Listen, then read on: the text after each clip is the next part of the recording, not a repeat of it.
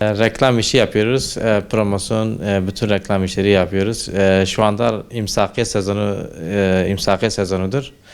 E, Yani rekabet fazla, çok az yani. Eskiden 150 bine kadar satış yapıyorduk. Şu anda yani sayıları 20 bin, 25 bin civarına kadar düştük. Bir de daha da düşecek. Artı yılbaşı sezonu millet hem takvim olacak hem imsaki olacak. Yılbaşı ile imsaki ikisi birleşecek. Artık muhtemelen ikisinden biri millet yapacak. Yani hem takvim de zaten sayısı bayağı düştü. Takvim de az sayıda yapılıyor şu anda. İmsakiye de düştü. Yani ikisi de birleşince yani imsakiye devri bitecek gibi gözüküyor. Bir de akıllı saatler çıkınca zaten yıl yıla düşüyor hani. Yani bu özellikle düşmesinin büyük nedenlerden biri yani telefondur. Hani telefondan her şey telefonda olduğu için herkes telefona bakıyor. Ondan dolayı sayı bayağı düştü yani. İmsakiye mesela bir duvara astığı zaman hepsi göz önünde gün gün, mesela diyelim ki bir gün gitti imsakiyenin üzerinde kararıyor, bir gün geçti falan. Yani oradan da takip edenler oluyor hani. Hem ayetlidir hem manzaralı var. Yani kişiye göre seçenekleri var. Mesela bir 11-12 çeşit yapıyoruz hani. Yani normalde yani böyle bir eskiden hep her yere ve odaya bir tane asıyorlardı. Hep yani göz önünde görmek istiyordu böyle. Şimdi yani diyor zaten telefonda var, her şey var.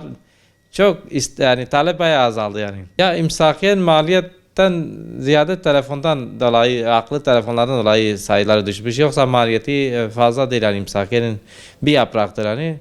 Takvim mesela maliyetidir. Takvimde desen mesela küp blok şeyli olduğu için, bloknotlu olduğu için bloklu. Ondan dolayı fiyatı yüksektir. Atıyorum mesela takvim tanesi 60 lira, imsakiye tanesi 10 lira. Mesela ondan dolayı yani sayı arttıkça fiyatı düşüyor mesela. 1000 adet basan kişi 4000 5000 civarında bir fiyattır hani mesela imsakiyenin. Yani 100 tane bastı mı yani 1000 lira civarındadır hani. Ya genelde bu şekilde imsakiye düştüğü için genelde biz promosyon işlerine odaklandık biraz. Böyle saatler, kalemler, çakmak, promosyon tür şeyleri. Bir de iş elbiseleri yapıyoruz hani şey olarak. Mesela baskılı polardır, yelektir, iş elbiseleri falan. Nakışlı baskı. Millet tercih ediyor, bayağı tercih ediyor yani. Yani biz alternatif seçeneklere yöneliyoruz hani. Matbaa ustası olarak çalışıyorum. İşlerimiz şu an kötü eskiye nazaran.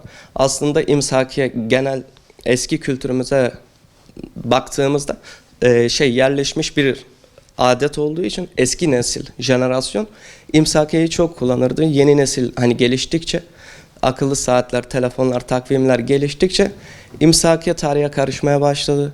Takribi 3-5 yıl içinde imsakiye tozlu raflara kaldırılacak. İmsakiye aslında çok amaçlı kullanılan bir araçtı. Şöyle duvarına asıp takip eden vardı günlerini. Ona göre Kur'an cüzlerini ayarlayanlar vardı. Ona göre sahur vaktini ayarlayanlar vardı. Biz bunu çok amaçlı bir araç olarak kullanırken Bir de esnaf reklamdı. tabii ki genellikle taziyelerde, camilerde bu reklamları sergilerlerdi. Şu an ne reklam kültürü kaldı. Hem maddi olarak hem manevi olarak reklam kültürü de kalmadı. Maddi gücümüz de yetmiyor hani. Ben 3-5 yıl öncesinde ben yeni bir usta olduğum için hani eskileri pek hatırlamıyorum anlatılanlara göre. Takribi bir 10 yıl önce bahsettildiğine göre imsakiye başladığında 15-20 gün devam ederdi. Dışarıdan sipariş alınmazdı. Gece gündüz. Tabii ki. Şu an ben koskoca imsakiye sezonunu 3 günde bitirdim. Şu an hani makine yatış pozisyonunda imsakiyeler kaldırılmaya başladı.